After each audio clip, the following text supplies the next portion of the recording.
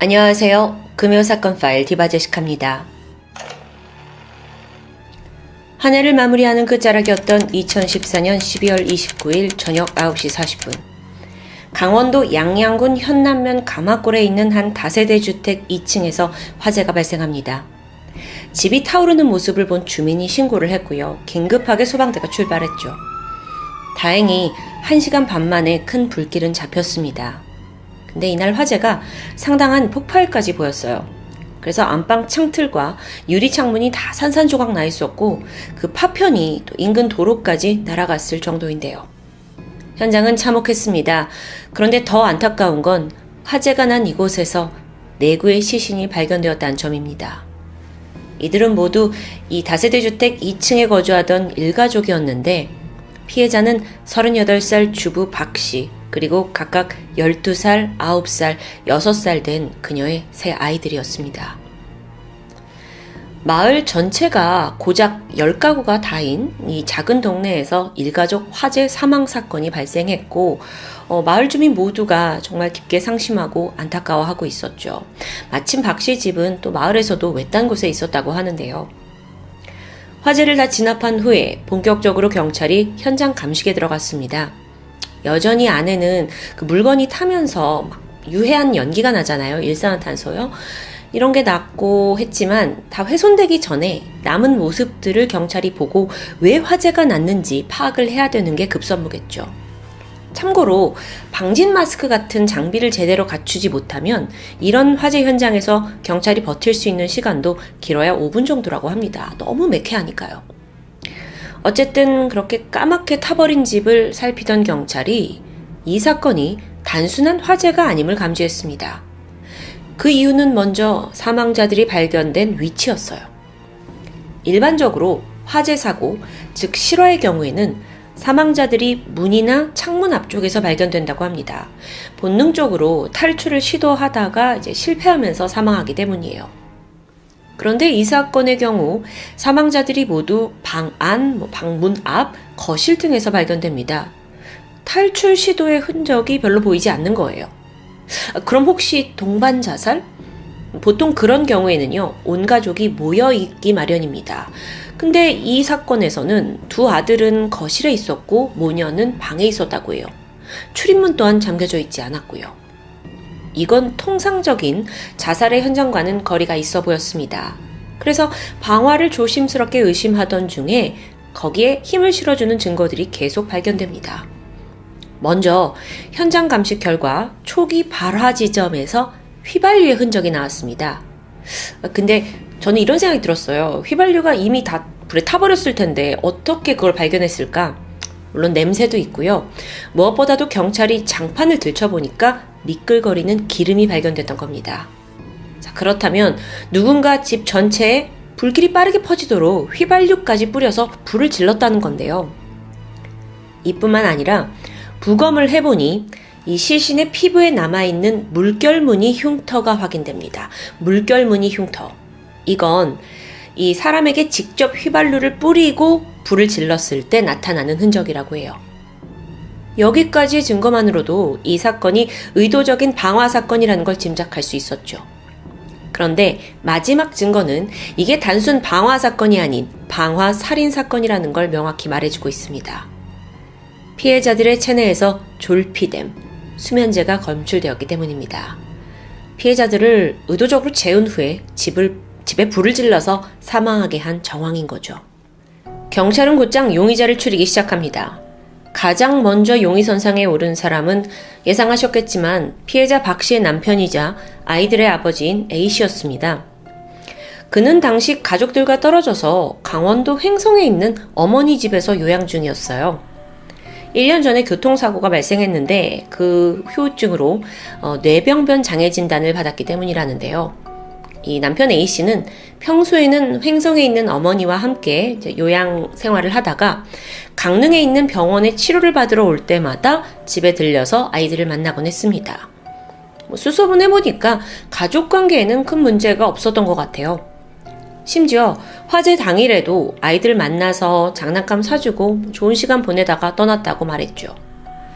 게다가 A씨는요, 사건 당일 어딜 돌아다녔는지 그 행적이 모두 CCTV에 남아 있습니다. 그렇게 자연스럽게 용의선상에서 벗어나게 되는데, 그렇게 보면 하루아침에 일가족을 잃은 A씨 또한 너무 슬프죠. 가족과의 그날 만남이 마지막이 될 줄 몰랐다며 매우 슬퍼했다고 합니다. 그렇게 이제 남편 A에게 혐의점이 보이지 않자 경찰은 또 다른 용의자를 수면에 올렸습니다. 바로 최초 신고자인 B씨예요. 일반적인 방화 사건의 경우에는 최초 신고자거나 혹은 현장에서 화재 진압을 돕는 사람들이 가장 먼저 용의선상에 오른다고 합니다. 이게 자기가 저지른 이 방화의 결과가 너무 궁금해서 범인들이 자리를 쉽게 뜨지 못하는 특징이 있다고 하는데요.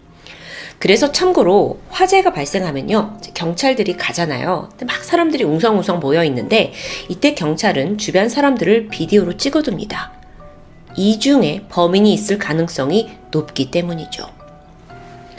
B씨가 왜 용의선상에 올랐는지 그 이유는 어느 정도 이해되실 겁니다. 하지만 탐문조사 결과 B씨에게는 혐의 없음 결론이 내려집니다. 그냥 그는 단지 이웃에서 펑 하는 소리와 함께 불이 나고 있는 상황을 목격했기 때문에 다급히 신고를 해준 아주 무고한 사람인 게 밝혀졌어요. 자, 그렇게 끝나나 싶었지만 마지막 용의자가 남아 있습니다.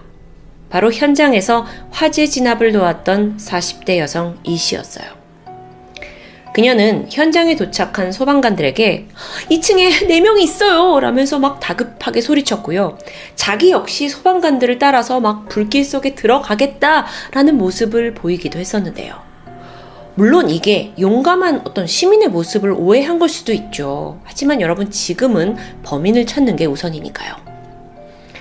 그렇게 한동안 화재 현장을 맴돌던 E씨입니다.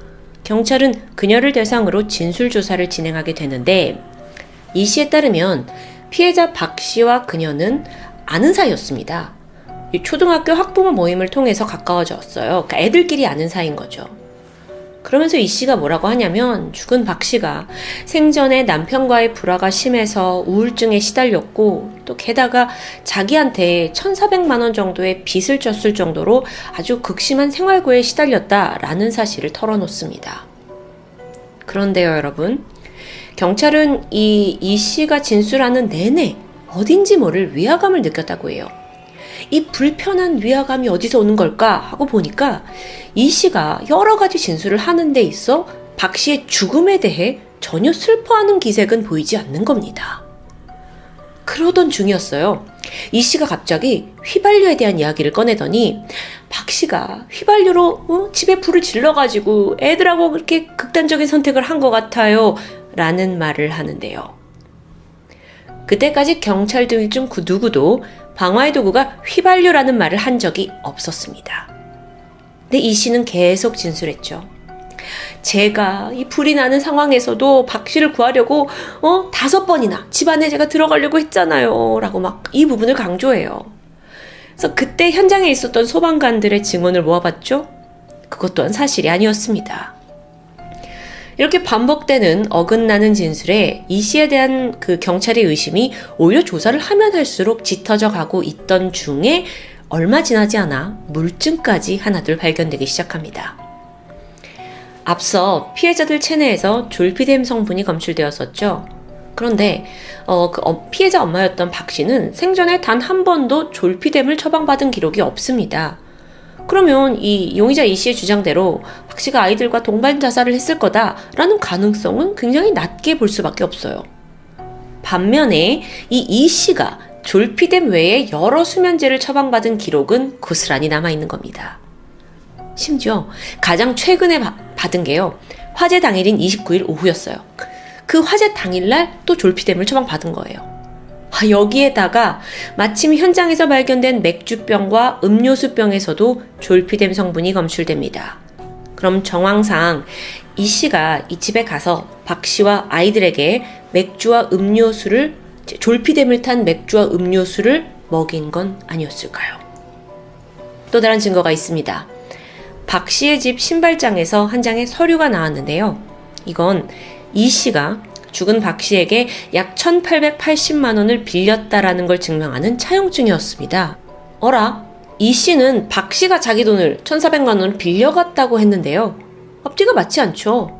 사실 돈을 빌린 건 이 씨였다는 겁니다. 이와 더불어서 방화에 사용했을 것으로 보이는 기름통이 잿더미 속에서 발견이 돼요. 이건 이 씨의 범행이 거의 기정사실화되어 가고 있었습니다. 그렇게 경찰이 이제 이 씨를 용의선상에 두고 조사를 해가던 중 또 다른 강력한 한방이 발견됩니다. 이 화재 사건 발생 3일 전에 이 씨가 이미 강릉에서 방화 살인 미수 사건을 일으킨 게 드러난 겁니다. 이게 또 무슨 소리냐? 그녀가 강릉에 살고 있던 자신의 내연남 C씨를 상대로 수면제를 먹인 뒤에 집에 불을 질러서 그를 살해하려고 했던 시도예요. 이건 정확히 이번 사건과도 일치하는 패턴이죠. 심지어 그때 이 씨는요, 내연남에게 630만 원을 빌린 상태였고요. 또 사망보험금 수령장까지 자기 이름으로 바꿔두기까지 했어요. 근데 마침 다행히 이 내연남 C씨가 사망하기 전에 구조가 됐고요. 사건이 미수에 그쳤죠? 안타깝게도 이 피해자인 C씨가 사건에 대한 기억을 하지 못합니다. 약간 기억상실증처럼 돼버린 거예요. 그러니까 이 씨는 용의선상에서 벗어나게 되었고요. 참, 운도 좋죠? 자, 보세요.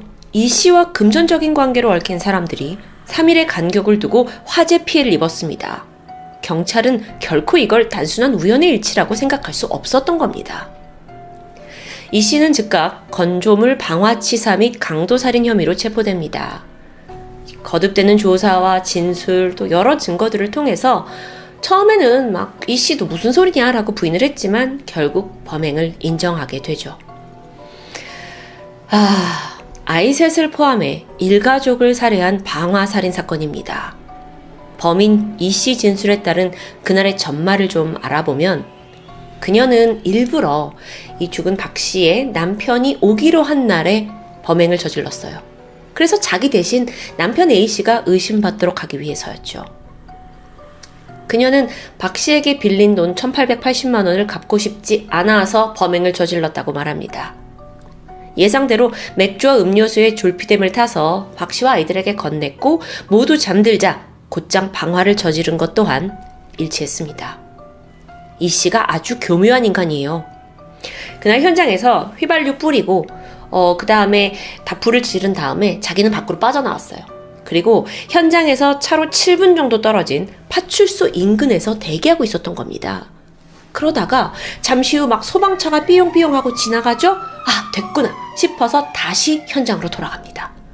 그러면서 현장에서 저기 4명이 다 있어요. 박 씨와 아이들 구해야 돼요. 라면서 필사적인 액션 연기를 펼친 거죠. 이건 모두 자기 자신을 범인으로 지목할지도 모른다라는 의심을 벗어나기 위한 행동이었다고 해요. 하지만 이 화재가 이제 진압되고 그녀가 현장을 벗어나자마자 본색이 드러납니다. 먼저 박 씨 유족들을 찾아갔어요. 그러면서 박 씨가 생전에 나한테 1,400만 원을 빌려갔다. 그러니까 돈을 이제 가족인 당신들이 대신 갚아달라. 라면서 협박을 하죠. 그러면서 속으로는 완전 범죄를 했다면서 좋아했을 텐데요. 경찰들 또한 이 모든 전말을 알게 되고 사람이 아닌 악마가 있는 것 같다 라면서 혀를 내둘렀다고 합니다. 그런데 이 씨가 이토록 돈에 집착하는 데에는 이유가 있었어요. 남편 없이 홀로 장애를 가진 아이를 키우면서 살았는데 아픈 아이가 있다 보니 직장 생활을 할 수 없잖아요. 그래서 경제적으로 어려웠고 동네에서도 이 씨는 좀 딱하고 안쓰럽고 불쌍한 사람이다 라고 통했다고 합니다. 그런데 그런 와중에 박 씨를 만난 거예요. 박 씨는 친절했습니다. 또 그녀의 눈에는 건강한 남편과 아이들 다 부러운 삶이었죠. 그렇게 친해지면서 어느덧 이 씨는 그녀에게 열등감을 느끼게 되는데요. 자기는 워낙 궁핍한 삶에 찌들고 있잖아요. 그래서 여기서 첫 번째로 계획을 한 건 일단 보험 사기였어요. 돈이 필요했고 대상은 내연남 C씨였죠. 근데 그게 미수로 돌아가면서 바로 3일 만에 다음 대상을 정했습니다. 그게 친했던 박 씨 가족이에요. 근데 여러분, 이 부분은 상식적으로 조금 이해가 힘들지 않으세요? 내연남 사건 같은 경우에는 보험금을 노리고 살인을 했죠. 그래 돈을 타니까요. 그런데 친구 박씨 한 명도 아니고 일가족을 모두 죽여서 자기가 당장 받을 수 있는 금전적인 이익이 없을 텐데 사건을 저지른 겁니다. 그래서 이런 아이러니 때문에 전문가들은 이 코너에 몰려있는 이 씨가 단순 돈이 아니라 열등감에서 비롯된 범행을 저질렀다라고 분석하고 있습니다. 사실 이미 이 돈을 이제 갚지 않아서 박 씨와 이 씨 사이가 좀 틀어져 있는 상태였다 그래요. 그러니까 그냥 박 씨와 가족 다 죽여버리자 하면서 죄책감을 덜어주었을지도 모르죠. 그렇게 4명의 목숨을 한꺼번에 앗아가고 너무도 뻔뻔하게 행동한 불길 속 악마. 하지만 그 불길 속에 묻힐 줄 알았던 증거들이 모두 그녀를 범인으로 지목하고 말았습니다. 2015년 7월 1심 선고 공판에서 이 씨에게는 무기징역이 선고됩니다. 재판 내내 자기의 범행이 우발적이었다고 주장했어요. 이게 받아들여지진 않았죠. 너무 계획을 했다는 정황이 많으니까요. 그러면서 재판부 또한 이게 정황상 자신의 채무를, 그러니까 돈을 좀 안 갚기 위해서 이런 범행을 저질렀다라고 볼 수밖에 없다라고 못을 박습니다. 하지만 이 씨는 이전에 전과가 없었고요. 또 장애가 있는 아이를 혼자 양육했다는 점이 양형의 이유로 적용이 되어서 검사는 처음에 사형을 주장했는데 결국 무기징역이 선고된 것으로 보입니다. 2016년 1월에 결심 공판이 열렸고 여기에서도 최종 무기징역을 선고받았고요. 그녀는 현재 수감 중에 있습니다. 이 씨가 죽인 박 씨는 늘 그녀에게 친절했고 또 아픈 아이를 키우는 엄마의 마음을 이해하면서 1,000만 원이 넘는 큰돈까지 빌려줬던 그런 사람입니다. 하지만 그 은혜는 고스란히 일가족 방화 살인이라는 비극으로 되돌아왔죠. 의문이 드는 부분이 있었는데 그렇게 가깝게 지냈던 이웃 여자가 어떻게 하루아침에 2건의 방화까지 저지르는 희대의 악녀로 변했던 걸까요? 그 악함이 모두 궁핍한 환경에서 온 거다, 먹고 살기 힘드니 그랬을 거다라고 우리가 받아들일 수 있을까요? 자신의 빚이 불어나고 하루하루 먹고 살기조차 힘든 사람들이 도처에 존재합니다. 하지만 그들이 모두 그저 내가 살기 위해 남을 죽이진 않죠. 이 씨가 살해를 감행하면서까지 갚지 않으려고 했던 1,880만 원. 그녀에게는 이게 큰 돈이었을지 모르지만 4명의 목숨과 맞바꾸기에는 너무도 작은 금액입니다. 지금까지 금요사건 파일 디바제시카였습니다.